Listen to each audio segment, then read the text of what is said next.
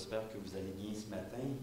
Sûrement que oui, avec cette belle journée d'hier et d'aujourd'hui également. J'aimerais, avant que nous puissions nous tourner vers la parole de Dieu ce matin, j'aimerais attirer votre attention sur un projet qui vient de se terminer, et vous savez sans doute de quel projet je parle. Il est juste derrière moi. Quel beau projet, n'est-ce pas?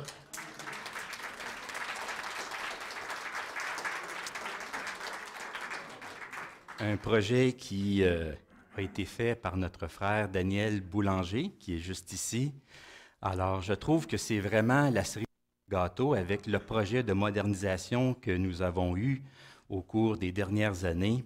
Je me suis dit, quelle belle façon de terminer, de clôturer ce projet de rénovation de notre bâtiment, ce projet de modernisation avec ce beau vitrail qui nous rappelle, c'est un vitrail qui est composé de beaucoup de symboles bibliques, vous l'avez sans doute deviné. Alors, la vigne, la colombe, la croix. Alors, ça nous rappelle que l'Église, nous sommes la vigne du Seigneur. Le Père est le vigneron, Jésus est le cep, et nous sommes les branches, les sarments, et nous sommes appelés à porter du fruit. Alors vraiment, un grand merci à notre frère Daniel pour ce beau projet. Je suis surpris de voir à quelle vitesse il a réalisé ce projet aussi, sachant que c'est un projet qui demande quelques heures. Des centaines et des centaines d'heures, donc vraiment, c'est vraiment une bénédiction que nous puissions avoir dans l'Église quelqu'un qui fait du vitrail, parce qu'apparemment, un projet comme celui-là, ça coûterait des milliers de dollars. Donc, un beau projet. Merci, Daniel. Mais ce matin, je ne veux pas vous parler d'une vigne, mais d'une montagne. Je ne sais pas quelle est la plus grosse montagne ou la plus belle montagne que vous avez vue dans votre vie, mais ce matin, nous allons nous approcher d'une montagne. Nous allons contempler une montagne, admirer une montagne, nous émerveiller face à une montagne. En fait, j'aimerais vous parler de deux montagnes. Pas de deux montagnes, la ville de deux montagnes. Je veux vous parler de deux montagnes, deux sortes ou deux types de montagnes que nous retrouvons dans le passage d'aujourd'hui. Parce qu'il est question justement d'un contraste. Deux montagnes sont comparées l'une à l'autre et aussi contrastées. Il est question de la montagne du Sinaï et de la montagne de Sion. Sinaï et Sion.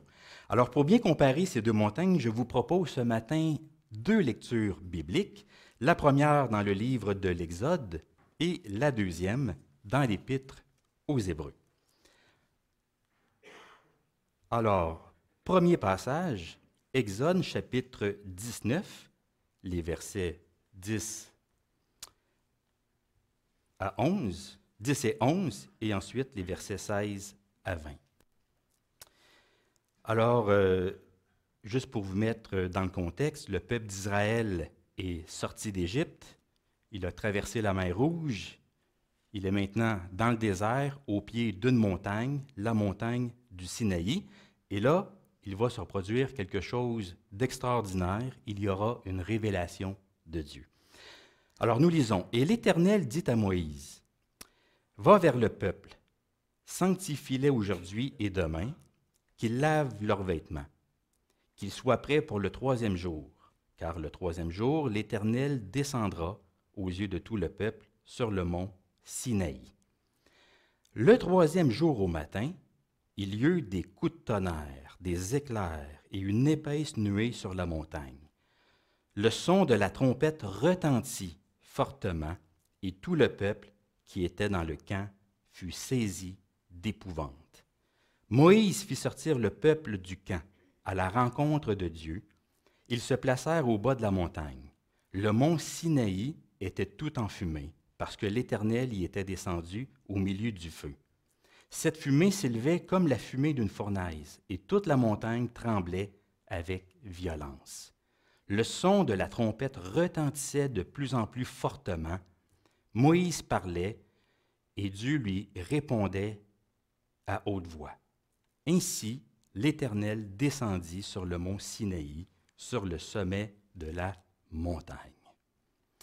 Deuxième passage, Hébreux, chapitre 12, les versets 18 à 24. Vous ne vous êtes pas approchés d'une montagne qu'on pouvait toucher et qui est embrassée par le feu, ni de la nuée, ni des ténèbres, ni de la tempête, ni du retentissement de la trompette, ni du bruit des paroles, tels que ceux qui l'entendirent demandèrent qu'il ne leur en soit pas adressé une de plus. Car ils ne supportaient pas cette déclaration, même si une bête touche la montagne, elle sera lapidée. Et ce spectacle était si terrible que Moïse dit, « Je suis épouvanté et tout tremblant. » Mais vous vous êtes approchés de la montagne de Sion, de la cité du Dieu vivant, la Jérusalem céleste, des myriades qui forment le cœur des anges, de l'assemblée des premiers-nés inscrits dans les cieux, du juge qui est le Dieu de tous, des esprits des justes parvenus à la perfection de Jésus, qui est le médiateur de la nouvelle alliance, et du sang de l'aspersion qui parle mieux que celui d'Abel. Alors c'est la parole de Dieu pour nous aujourd'hui, ce matin. Alors que le Seigneur bénisse ce temps que nous passons ensemble, nous voulons nous placer à l'écoute de cette parole. Nous voulons nous approcher de cette montagne qui est la montagne de Sion.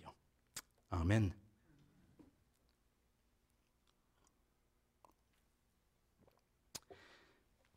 Alors nous sommes toujours dans notre série de prédications sur Hébreux 12, un très beau chapitre qui contient de belles paroles, des paroles inspirantes pour notre vie chrétienne, notre vie de foi, série que j'ai intitulée « Les regards sur Jésus ».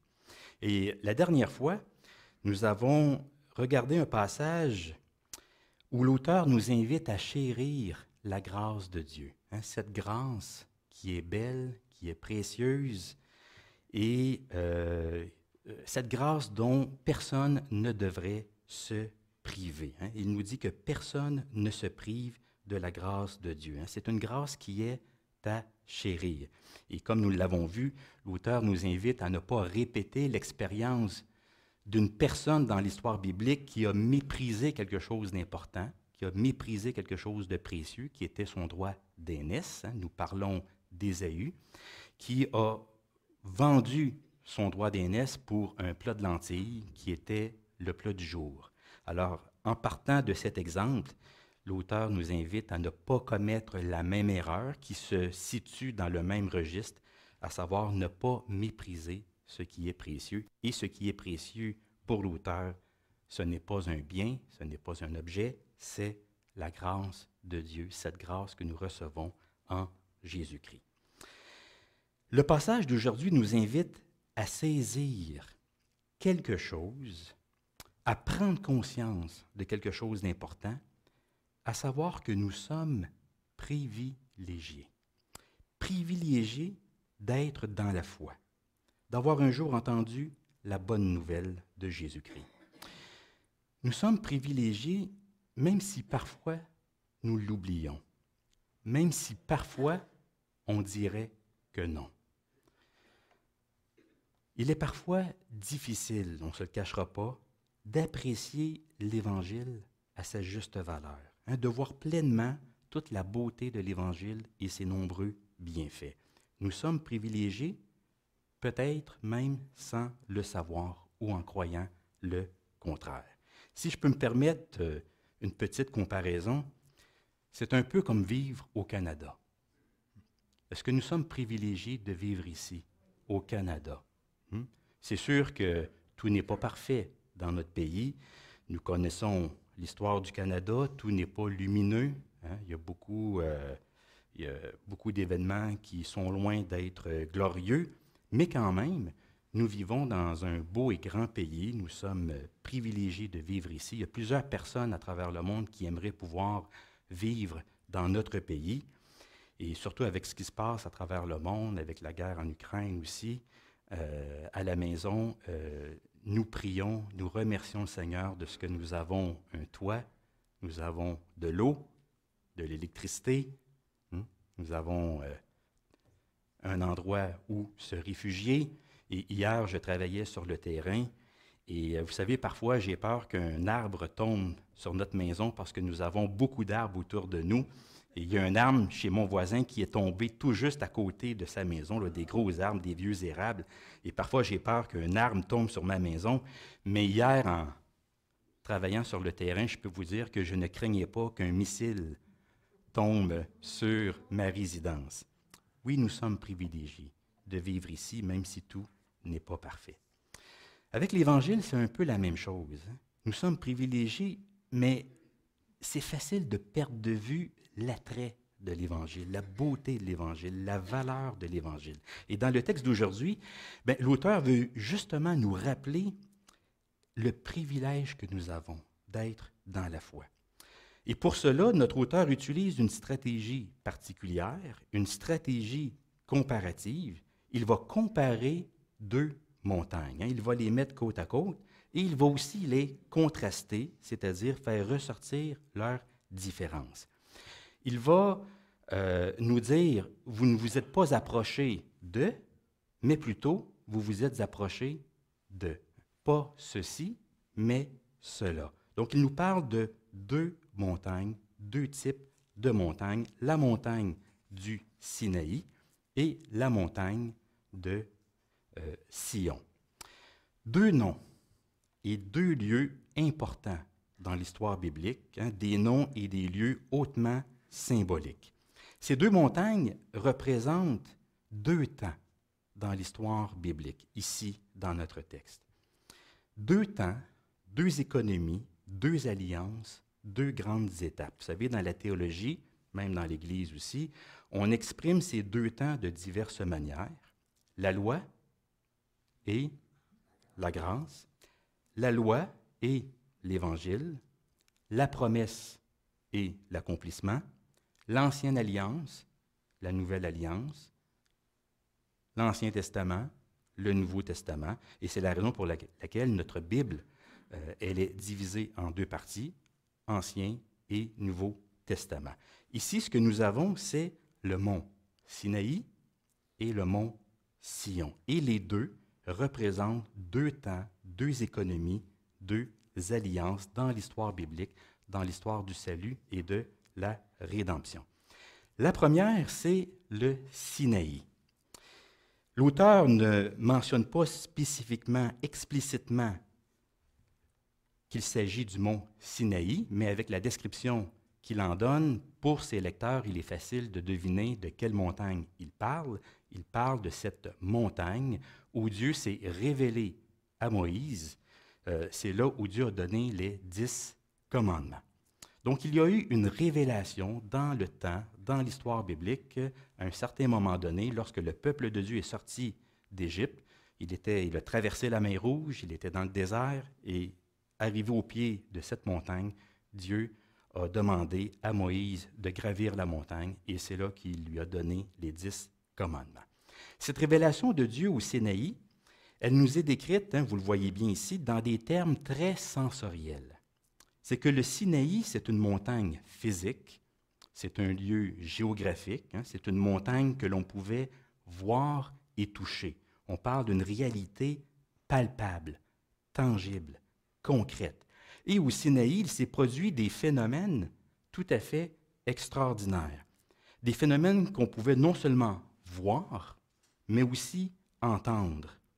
Il y avait de la fumée, des éclairs, du feu. Il y avait des sons aussi, du tonnerre, des trompettes. Imaginez là, la scène. On a lu le texte tantôt dans le livre de l'Exode, et juste à s'imaginer un peu de quoi ça pouvait avoir l'air, ça nous faisait un peu trembler. Je ne sais pas, mais on pouvait sentir que ça a dû être une expérience tout à fait incroyable, une grande expérience à la fois visuelle et sonore. Donc, une expérience qui n'avait sans doute rien à envier aux feux d'artifice d'aujourd'hui et à tous les effets spéciaux de ce monde. Mais ce que l'auteur veut faire ressortir, ce n'est pas vraiment le côté visuel ou auditif de cette expérience ou de cette révélation de Dieu, mais plutôt l'effet qu'elle a eu sur le peuple, le climat qu'elle a créé, la réaction qu'elle a provoquée. Ce climat, c'en est un de peur, de crainte, d'effroi, et la réaction qu'elle a provoquée, c'est l'établissement d'une distance, le maintien d'une distance, on pourrait dire une distanciation sociale et physique, beaucoup plus que 2 mètres. Et même Moïse a eu peur. La crainte l'habitait aussi, parce que lui aussi était impressionné par ce qu'il voyait et entendait. Ça a dû lui demander beaucoup de courage pour quitter la sécurité du peuple au pied de la montagne, pour gravir la montagne et aller dans la présence de Dieu. Même lui, l'effroi l'avait rejoint, l'avait gagné. Donc, une expérience très concrète, très palpable, très tangible, avec des effets visuels, sonores, provoquant peur et distanciation. Alors, il y a à la fois un côté positif puis un côté négatif à cette montagne du Sinaï. D'un côté, il y a révélation divine. Et ça, ce n'est pas rien. C'est même beaucoup. Il y a une parole divine. Dieu s'est révélé. Dieu a parlé. De l'autre côté, le climat était plutôt celui de l'effroi et l'effet de la peur et de la distance. Il y a une barrière entre Dieu et son peuple, une barrière que Dieu veut franchir. C'est la raison pour laquelle il se révèle, il veut être en relation, il se fait connaître, mais en même temps, Dieu est un Dieu qui est saint, ne peut tolérer le mal, ce qui explique la distance entre Dieu et son peuple. Mais l'auteur ici va nous dire, vous ne vous êtes pas approché de cette montagne-là. Vous vous êtes approché plutôt d'une autre montagne. Une montagne qui nous offre une autre expérience de Dieu, une expérience de Dieu très différente. C'est la montagne de Sion. Il dit, vous vous êtes approchés de la cité du Dieu vivant, la Jérusalem céleste. Et cette montagne, c'est celle de la proximité, du plein accès, du libre accès. Oui, nous nous sommes approchés d'une montagne. Et pour désigner cette montagne, vous le voyez bien, l'auteur utilise de multiples expressions, l'une après l'autre, quasiment en rafale, pour nous faire comprendre les privilèges de la foi. Il y en a 8. 8 expressions pour nous aider à bien comprendre toute la richesse de l'Évangile. 8 pour mettre tout le poids qu'il faut, pour bien faire ressortir ces privilèges-là. On dirait que si l'auteur avait mentionné seulement qu'une ou 2 expressions, ça n'aurait pas été suffisant pour que nous puissions pleinement prendre conscience des privilèges de la foi. Mais là, il mentionne 8 éléments pour nous dire combien notre nouvelle expérience de Dieu, elle est tout simplement formidable, incroyable. Ce que nous avons ici, autrement dit, là, c'est vraiment une description qui est haute en couleur d'une situation qui est privilégiée. Il dit que nous nous sommes d'abord approchés de la montagne de Sion. Sion, ça ne nous dit pas grand-chose. Elle est moins connue, cette montagne, que la montagne du Sinaï. Mais à l'origine, quelle était cette montagne? Quelqu'un en a une idée?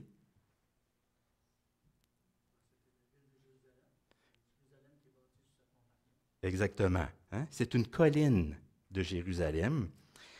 C'est une colline sur laquelle, oui, la ville a été construite, mais c'est aussi là, spécifiquement, où on a construit le temple de Jérusalem, temple qui était le signe et le symbole de la présence et de la bénédiction de Dieu parmi son peuple.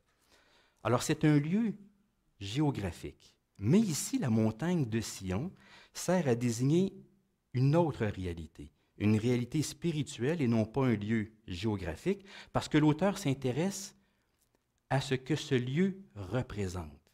Sion, c'est la demeure de Dieu, la présence de Dieu, le trône de Dieu, et cette fois-ci, non pas sur la terre, mais dans les cieux. S'approcher de Sion, c'est entrer dans le ciel même, dans la présence de Dieu, c'est avoir accès à Dieu d'une façon toute nouvelle en Jésus-Christ. Donc, c'est s'approcher de Dieu et de sa résidence. Pas sa résidence sur la terre, mais sa résidence dans les cieux. Et c'est pourquoi l'auteur ajoute, nous nous sommes approchés, oui, c'est ça, de la cité de Dieu vivant et de la Jérusalem céleste. C'est que le royaume de Dieu ici nous est présenté comme étant une cité, une ville qui sert de point de ralliement, de lieu de rencontre, de rassemblement, de célébration. Cette ville, ce n'est pas la cité de David sur la terre, la Jérusalem terrestre, aussi belle et glorieuse qu'elle a été. Non, il s'agit de la cité du Dieu vivant. L'auteur parle souvent de Dieu de cette manière-là dans l'Épître aux Hébreux, le Dieu vivant. Il va dire aussi que c'est la Jérusalem céleste, un autre terme que l'auteur affectionne dans son épître parce que souvent il parle de vocation céleste, du don céleste, de réalité céleste, de patrie céleste. Ici, c'est la Jérusalem céleste. Et cette cité, c'est la cité à laquelle Abraham et les autres témoins de la foi, mentionnés au chapitre 11, ont aspiré eux aussi. Et c'est même la cité à laquelle nous aspirons tous aujourd'hui. Au chapitre 13, dans l'Épître aux Hébreux, au verset 14, donc juste un petit peu par après, il est dit que « Car nous n'avons point ici-bas de cité permanente, mais nous cherchons celle qui est à venir. » Nous cherchons celle qui est à venir. Alors voilà notre destination pour nous, croyants. Nous nous sommes approchés de Dieu et nous sommes en même temps en route vers une cité.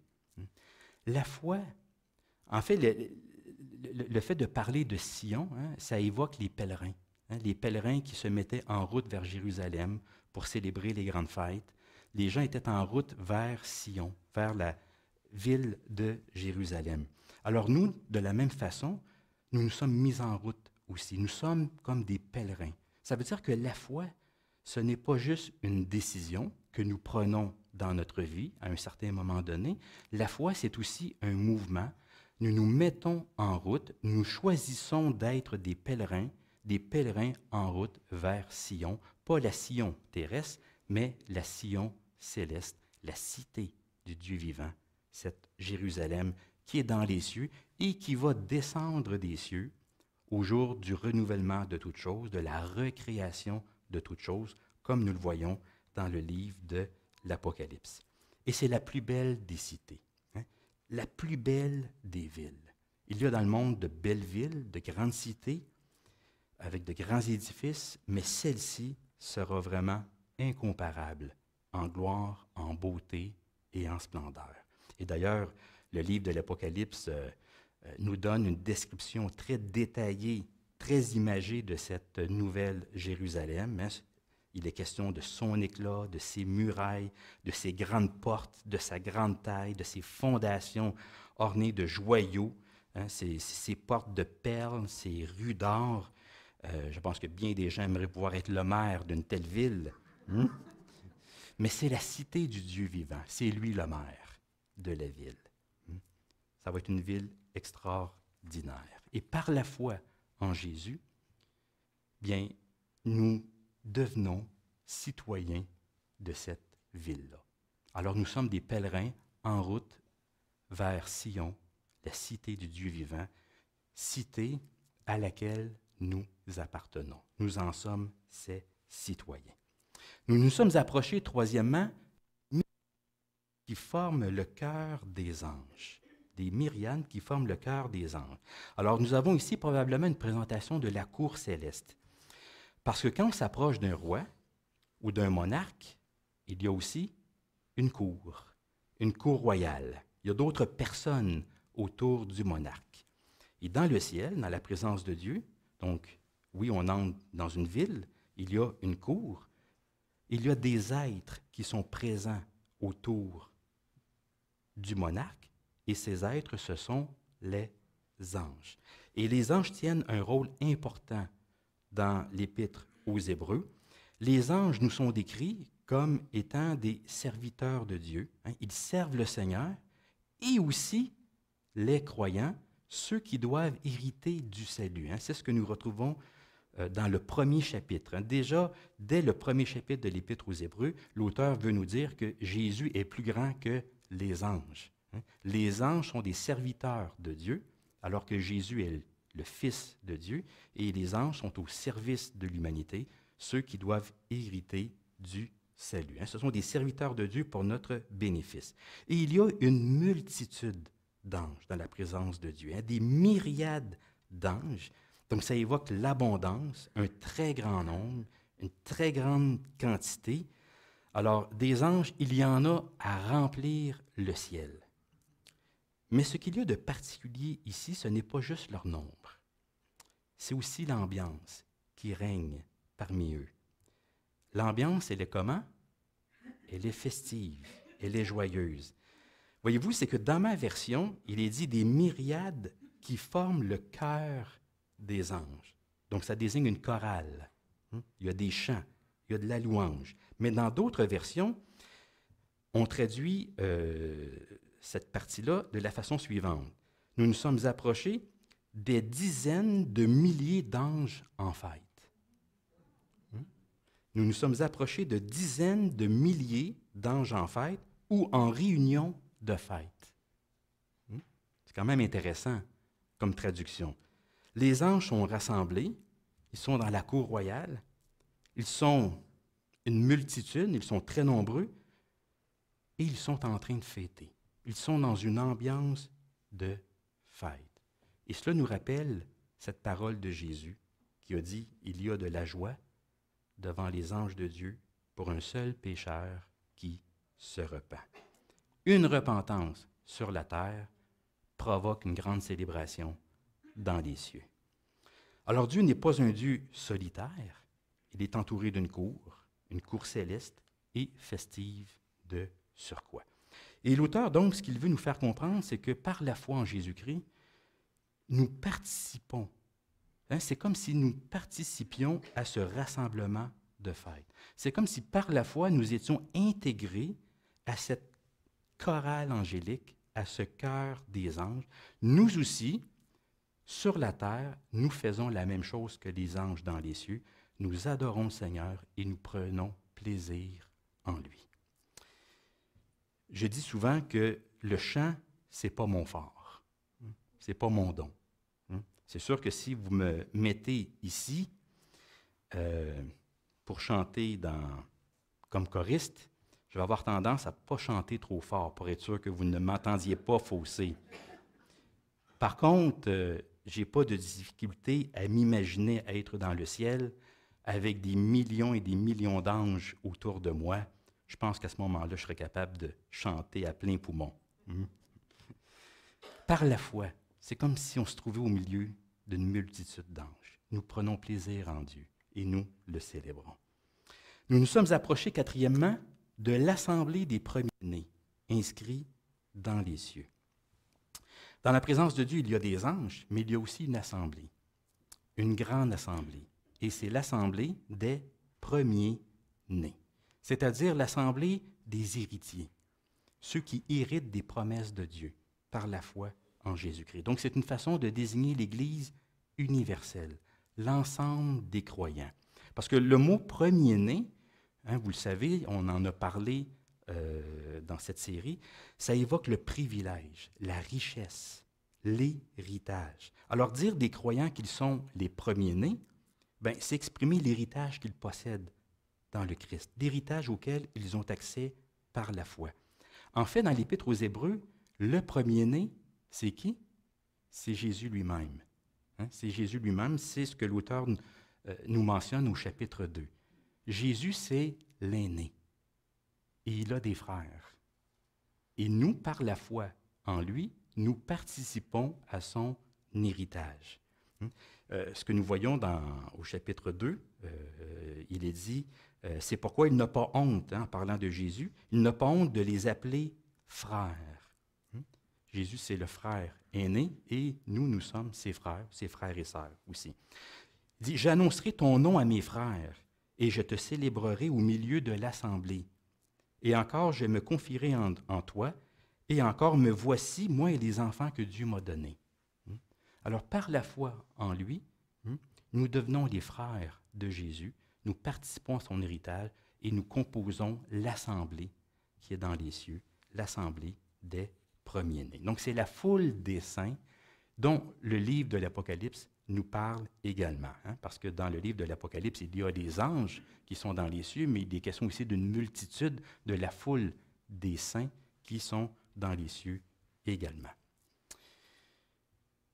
Nous nous sommes approchés, cinquièmement, du juge qui est le Dieu de tous, ou selon d'autres versions, du Dieu juge de tous. Et ça, c'est quand même un peu surprenant ici, cette mention-là, parce que, à première vue, cette désignation de Dieu comme juge semble mieux convenir à la révélation du Sinaï, dans le portrait précédent, qu'à la révélation reçue en Jésus-Christ. Pourtant, non. C'est le même Dieu. Que ce soit dans l'Ancien Testament ou le Nouveau Testament, Dieu est juge. Ça fait partie de ses fonctions. C'est lui qui exerce la justice. Il y aura éventuellement un jugement universel. Dieu va juger le monde. D'ailleurs, l'auteur en parle un peu plus loin dans les versets suivants. Nous allons avoir l'occasion de les regarder. Mais oui, Dieu, c'est un juge, le juge universel, le juge de tous. Si l'auteur ici nous dit qu'on s'est approché du juge de tous, ce n'est pas pour communiquer quelque chose de négatif, mais plutôt quelque chose de positif, parce que ça fait partie d'une liste de privilèges. Je pense que si l'auteur mentionne cela ici, c'est qu'il veut signaler l'effet de la grâce reçue en Jésus-Christ. C'est que l'Évangile nous donne accès au juge. Nous pouvons nous approcher de Dieu, de sa cour, de son trône et même de son tribunal, non pas en tremblant, non pas en ayant peur, mais avec assurance et avec confiance. Nous savons que quand on est dans une cour de justice, ça peut être un peu intimidant. Il y a un protocole, il y a une façon d'agir, une façon de se comporter, une façon de parler, aussi une façon de s'adresser au juge. Donc, ça peut être intimidant. Mais l'auteur nous dit qu'en Jésus-Christ, nous nous sommes approchés du juge de tous. Et c'est pour souligner quelque chose de positif. Nous pouvons nous approcher de Dieu en étant assurés d'un verdict favorable. Pourquoi? Pas parce que nous sommes meilleurs que les autres, mais parce que par la foi, les bénéfices de la mort du Christ nous sont appliqués. Et le Christ intercède pour nous à la droite de Dieu pour que les bénéfices de sa mort nous soient appliqués. Alors, si l'auteur nous mentionne cela ici, que nous nous sommes approchés du juge de tous, c'est pour souligner l'effet de la grâce que nous avons en Jésus-Christ. Nous nous sommes approchés, sixièmement, des esprits des justes parvenus à la perfection. Alors, il s'agit ici sans doute de ceux qui sont morts dans la foi, comme les témoins de la foi. Au chapitre 11, les croyants de l'Ancien Testament, ces croyants qui sont maintenant décédés, ils ont couru la course de la foi avant nous. Ils ont couru avec endurance, avec persévérance, et ils sont maintenant dans la présence de Dieu, dans l'attente de la rédemption de leur corps. C'est la nuée de témoins dont l'auteur a déjà parlé. Étant environnés d'une si grande nuée de témoins, nous aussi courons avec persévérance dans la carrière qui nous est ouverte. Alors, bien sûr, l'esprit des justes, cette expression-là ne désigne pas que ces croyants de l'Ancien Testament, C'est une désignation qui peut désigner aussi l'ensemble des croyants dans l'histoire de l'Église. Ce sont tous les croyants, dans le fond, qui ont achevé leur course ici-bas, qui sont maintenant dans la présence de Dieu. Ils ont atteint la perfection, c'est-à-dire le plein salut. Alors, nous, en ce moment, nous sommes ici-bas. Nous sommes dans une course, la course de la foi, et un jour, mais nous aussi, nous allons atteindre la perfection, le plein salut.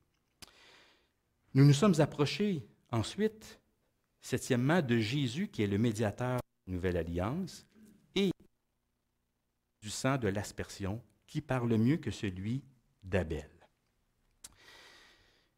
Jésus, le médiateur. Nous nous sommes approchés de Dieu, qui est le juge, et aussi de Jésus, qui est le médiateur. Et juste ce mot-là, à lui seul, décrit bien la fonction de Jésus dans cette épître.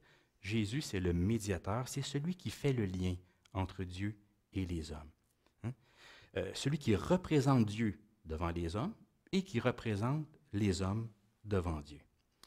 Et ce médiateur, l'auteur prend la peine de nous le décrire tout au long de son épître et de nous décrire combien il est exactement le médiateur dont nous avions besoin. Ce médiateur a été abaissé, il a été tenté, il a vécu comme nous, il a souffert, il a été méprisé, tué, mais il a été déclaré juste par Dieu et il est maintenant assis à la droite de Dieu. Jésus, c'est le médiateur, c'est sa fonction principale ici. Et la même vérité, elle est exprimée chez Paul. Vous connaissez sans doute ce verset dans 1 Timothée, chapitre 2, le verset 5. « Car il y a un seul Dieu et aussi un seul médiateur entre Dieu et les hommes, Jésus-Christ, homme, qui s'est donné lui-même en rançon pour tous. » Et ce rôle de médiation comprenait un sacrifice. Et c'est la raison pour laquelle il est question du sang de l'aspersion ici, qui parle mieux que celui d'Abel. Ce rôle de médiation, ce n'est pas juste un rôle de révélation, d'enseignant, de représentant, d'intercession.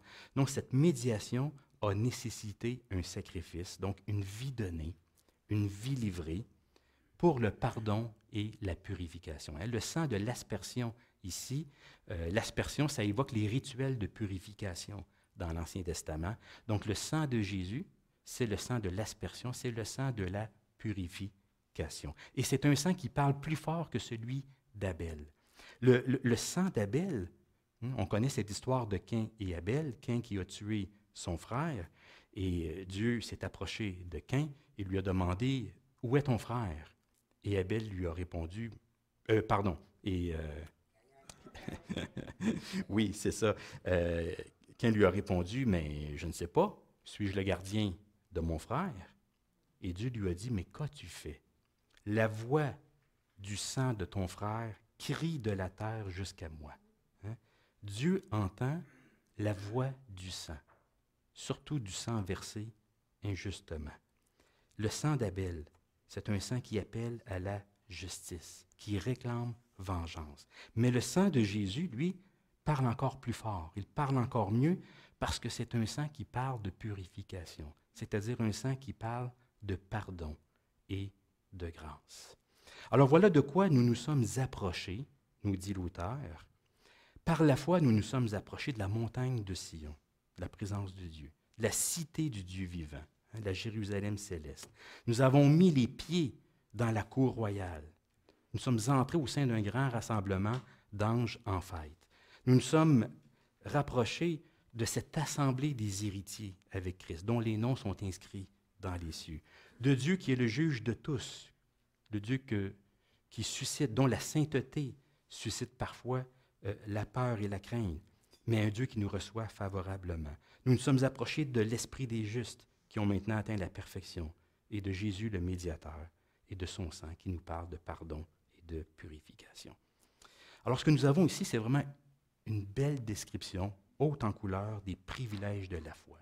Un tableau vraiment de toute beauté. Et l'auteur nous invite à contempler ces vérités, à les apprécier, à les admirer, à nous en réjouir.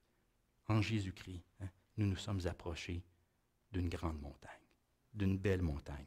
Une montagne qui n'est pas décrite comme étant palpables, tangibles, concrètes, parce qu'il s'agit de réalités spirituelles, des vérités invisibles à nos yeux. Mais attention, ces réalités, même si elles sont invisibles, elles sont tout de même réelles. Elles sont réelles, elles sont saisissables par la foi. Et là, nous revenons ici au chapitre 11, c'est par la foi que, par la foi, nous nous sommes approchés de toutes ces réalités-là. Alors oui, nous nous sommes approchés en Jésus-Christ d'une belle et grande montagne. Une montagne qui nous offre une autre expérience de Dieu, une grande expérience de Dieu, surtout une belle expérience de Dieu. Une expérience de Dieu inédite dans l'histoire du salut et qui est encore disponible pour nous aujourd'hui. Amen. Amen. Alors, je vais inviter